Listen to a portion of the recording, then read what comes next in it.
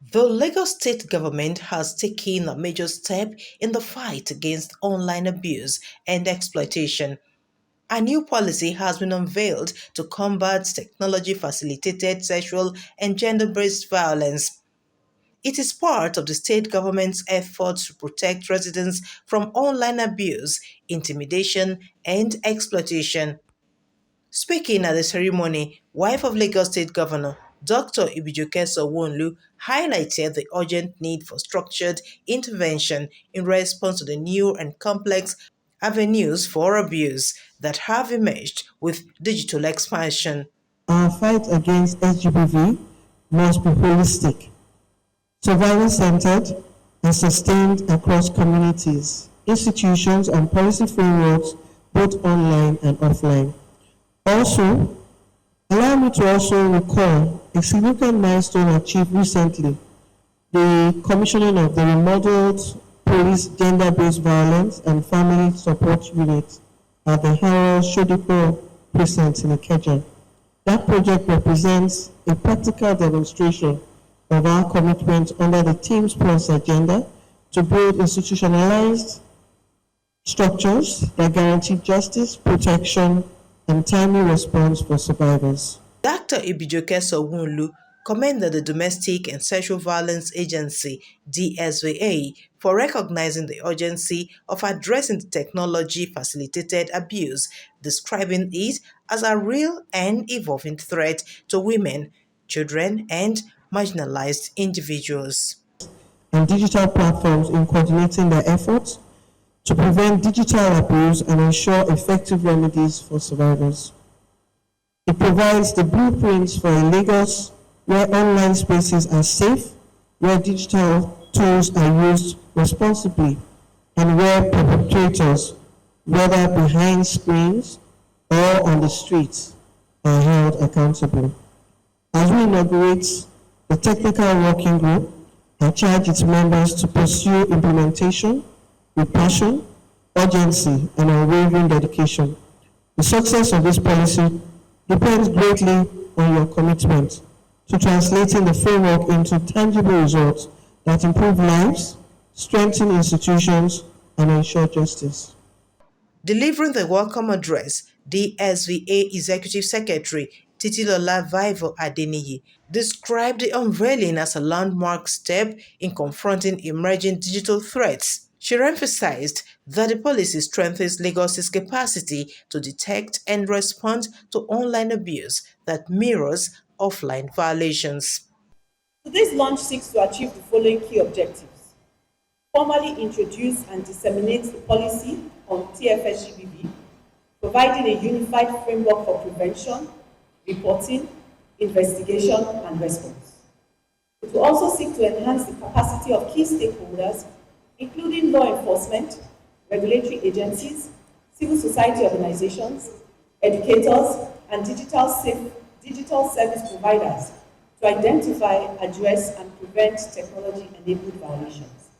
It seeks to strengthen collaboration and coordination between government institutions and the private sector in combating online harms and ensuring safer digital spaces for all. It also seeks to increase public awareness, ensuring that residents of Lagos understand their rights, the forms of TF-SGBV, mechanisms for reporting, and the support services available through the state. And ultimately, we affirm the commitment of the Lagos State to survivor-centered, technology-responsive policy implementation, positioning the state as a national leader in addressing digital forms of. Attorney General Lawal Pedro described technology-facilitated abuse as a pervasive and fast-moving form of violence affecting individuals worldwide. And that is why today's launch is so important. It is happening during the 16 Days of Activism against gender-based violence, a global campaign reminding us that rights are not theoretical. They must be enforced. It is happening on Human Rights Day, emphasizing that gender-based violence, digital or physical, is a fundamental human rights violation. And it is happening in Lagos, like in any other place in the globe. The subnational entity that consistently leads Nigeria in reforming justice sector approach to emerging threats, that is Lagos. Let me be clear, the Ministry of Justice is fully committed to this work. Our human rights mandate is not a slogan. It is a daily responsibility. He assured that perpetrators will face the full weight of the law under Lagos's strengthened legal framework. Let this day be remembered as the day Lagos State reaffirmed that human rights are indivisible, whether offline or online. Let it also stand as a warning that perpetrators of digital abuse will not seek refuge in anonymity. The law is evolving, our institutions are strengthening, and our resolve is solid. Permit me to reiterate, technology must never be used to perpetrate sexual and gender-based violence or any crime of that matter. If the SGBV goes online, I can assure you justice will follow it there. As Attorney General and Commissioner for Justice of this great state of excellence, I am committed to ensure the arrests and prosecution of offenders of any form of technological facilitated crime.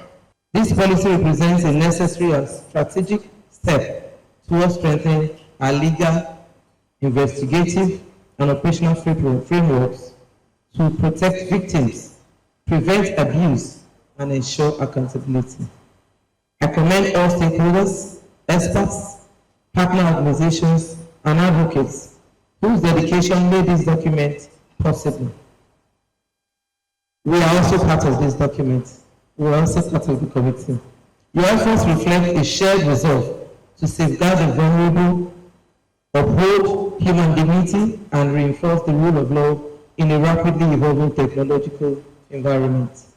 The Nigerian Police Force, and in particular Lagos State Command, will continue to uphold zero tolerance for sexual and gender-based violence in all forms and ensure that offenders are held accountable under the law. The unveiling of this policy marks a significant commitment by the Lagos State government to create a digital environment where technology serves as a tool for empowerment rather than harm. Moment possible. So why is this policy important? The Lagos State DSBA was restructured in 2021. Received 10 cases, just about 10 cases of technology facilitated gender-based violence in 2021 when it was set up, particularly related to non-consensual intimate image sharing or image-based sexual abuse, what people then call revenge porn. Between 2022 and 2025, there was a 1,240% increase in the number of cases that were being reported. And behind every of those cases, those are not just numbers, that's someone's daughter. That is someone's child that is being groomed through a gaming platform. That's a woman that has been blackmailed for months, and it's paying a blackmailer and feeling helpless and voiceless and thinking about taking her own life. So on behalf of the ROLAC program, I just want to say congratulations. This is a wonderful and laudable milestone. We look forward to the implementation of the key provisions, and we want you to be assured of our continuous support. And she had put me as one of the technical working committees, so I know it's a call for more work. So I will just say briefly that as we celebrate these achievements, I applaud all stakeholders to continue to be committed to this cause. TF-SGBV it's quite new. Many of the terms that are out there, many of us might not even have heard about it before, and it's a fast-growing phenomenon. To this end, the government is calling for collective action, urging tech companies, civil society, and citizens to join the fight against online violence. Love Oyedoku for Cable News 24.